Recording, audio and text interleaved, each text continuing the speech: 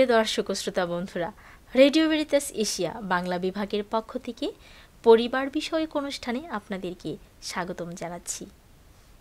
শারীরিক প্রতিবন্ধীরা অনেক সময়ই পরিবারের বোঝা হয়ে দাঁড়ায়।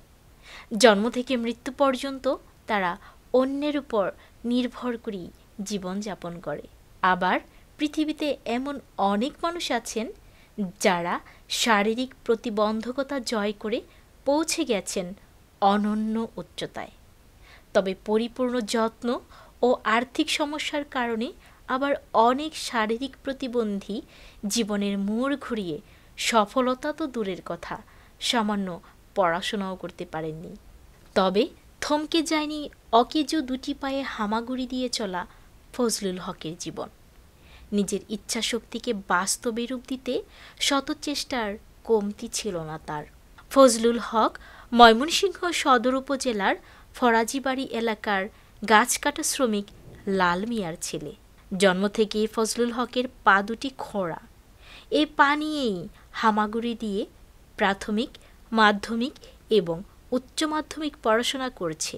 এছাড়া অষ্টম শ্রেণী পাশ করার পর থেকেই টিউশনি করে নিজের লেখাপড়ার খরচ চালাচ্ছে। অভাবী এবং বড় পরিবার, সচ্ছলতা কম, তবে শৈশব থেকেই লেখাপড়ার প্রতি খুব আগ্রহ ছিল তার। ফলে পরিবারের আর্থিক অবস্থা ভালো না হওয়ার পরেও থমকে যায়নি ফজলুল হকের জীবন। ফজলুলের বাবা সামান্য দিনমজুরের কাজ করেন। যে অল্প আয় হয় তা দিয়ে সন্তানদের পড়াশোনার খরচ বহন করার মতো সামর্থ্য তার কোনোভাবেই ছিল না। নিজের ভাগ্য নির্মাতা ফজলুল নিজেই টিউশনি করে তার নিজের পড়াশোনার খরচ নিজেই বহন করে। উদ্দেশ্য একটাই, শিক্ষিত হয়ে নিজস্ব একটা পরিচয় গড়ে তোলার অদম্য লক্ষ্য। বাড়ি থেকে ফজলুলের কলেজ প্রায় 3 কিলোমিটার দূরে। যেদিন গাড়িতে যাওয়ার মতো ভাড়া থাকে সেদিন অটোরিকশা করে যায়, আর যেদিন গাড়িতে যাওয়ার মতো ভাড়ার টাকা না থাকে সেদিন হাতির তালুতে স্যান্ডেল পরে হামাগুড়ি দিয়ে 3 কিলোমিটার পথ জিরিয়ে জিরিয়ে পাড়ি দিতে হয় কলেজে। পরিবারের পক্ষে পড়াশোনা চালানো কিন্তু অসম্ভব ছিল।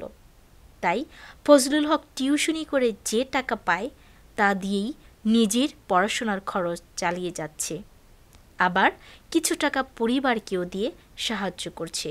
তার ইচ্ছা একটাই, শিক্ষিত হয়ে সবার মতো একটি নিজস্ব পরিচয় গড়ে তুলতে চায়। তাই কষ্ট করে হলেও কলেজ ও বিশ্ববিদ্যালয় থেকে পাশ করে একটা চাকরি করে পরিবারের হাল ধরতে চায়। বন্ধুরা, হাজার বছর বেঁচে থাকুক সংগ্রামী এই প্রতিবন্ধী মানুষগুলো, যারা শারীরিক প্রতিবন্ধকতার কারণেও সমাজ থেকে দূরে নয়, পরিবার থেকে দূরে নয়, কিন্তু অদম্য ইচ্ছা, শক্তি এবং সাহস নিয়ে নিজেই সুন্দর এবং উজ্জ্বল ভবিষ্যৎ কামনায় পথ চলছে এবং নিজেই আত্মপ্রত্যয়ী হয়ে উঠছে। এতক্ষণ আমাদের সাথে থাকার জন্য আপনাদেরকে অসংখ্য ধন্যবাদ জানাচ্ছি।